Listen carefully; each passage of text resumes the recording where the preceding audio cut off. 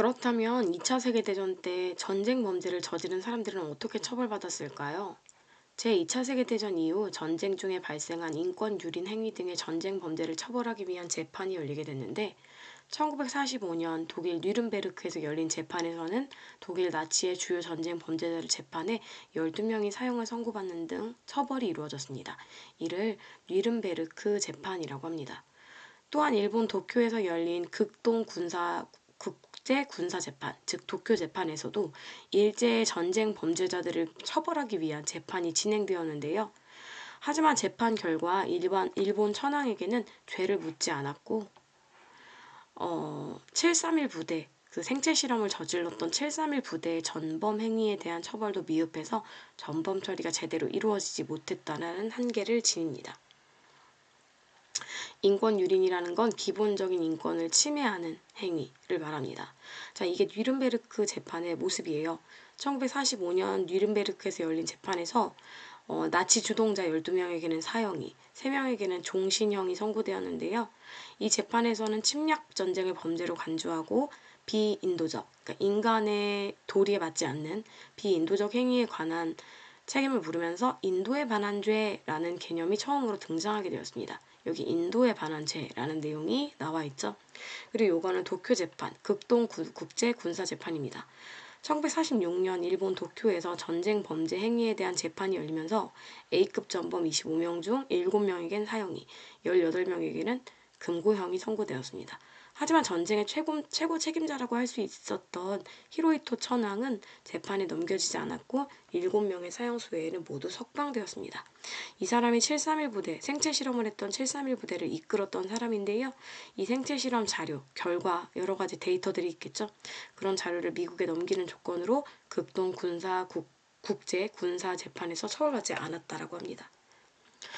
자, 그러면은 이후에 2차 세계대전으로 인해서 많은 피해를 입은 그 역사에 대해서 반성은 어떻게 이루어지고 있을까요? 세계 각국에서는 제2차 세계대전으로 겪은 큰 피해와 상처를 잊지 않으면서 전쟁에 대한 경각심을 갖기 위해 전쟁 기록을 담은 박물관과 기념관을 세웠습니다. 독일은 국가 차원에서 과거사에 대해 철저하게 반성하는 모습을 보여주고 잘못을 되풀이하지 않기 위해 주변 국가들과 연대하려는 시도를 계속하고 있는데요. 사실 독일이 2차 세계대전 끝나고 바로 이랬던 건 아니에요. 계기가 있었기 때문에 이런 지금은 반성하는 모습을 보이는 거거든요. 그래도 이렇게 반성하는 모습을 국가 차원에서 보여준다는 건 굉장히 의미 있습니다. 일본과는 달리요. 반면 일본의 경우에는 아직도 전쟁의 책임을 회피하거나 정치인들은 전범을 기리는 야스쿠니 신사를 참배하는 등 야스쿠니 신사 참배가 늘 우리 사회에서 문제가 되는데 2차 세계대전의 전범들, 전쟁 범죄자들을 신으로 모시고 있는 신을 모시는 공간, 신사라고 해요. 이 신사를 이제 유력 정치인들이 여기를 참배하는 거예요. 그러면은 중국과 일본처럼 일본의 전쟁으로 인해서 힘들었던 국가들한테는 또다시 가해를 가하는 행위나 마찬가지거든요. 그래서 이 신사 참배를 사실 하지 말아야 되는데 이걸 계속해서 참배를 하고 있습니다. 그래서 과거사를 제대로 반성하지 않는 모습을 보이고 있어 중국이나 우리나라와 계속해서 갈등을 빚고 있죠. 자, 독일입니다.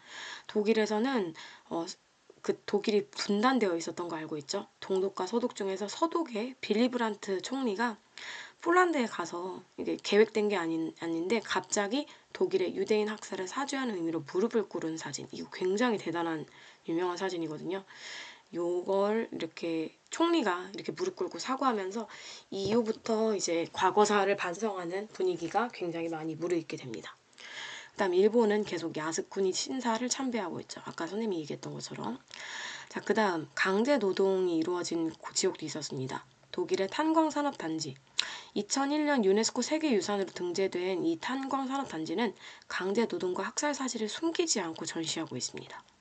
반면 일본도 똑같이 강제 노동, 우리나라 사람들을 끌고 가서 강제 노동을 시켰던 곳이 있는데 그게 바로 하시마섬, 군함도입니다. 그런데 2015년 유네스코 세계유산으로 등재된 하시마섬에서 이루어진 한국인 강제 노동 사실을 절대 인정하고 있지 않죠. 이렇게 독일과 일본의 과거사 기억 방식이 다르다라는 걸 통해서 여러분들이 깨닫기를 바랍니다.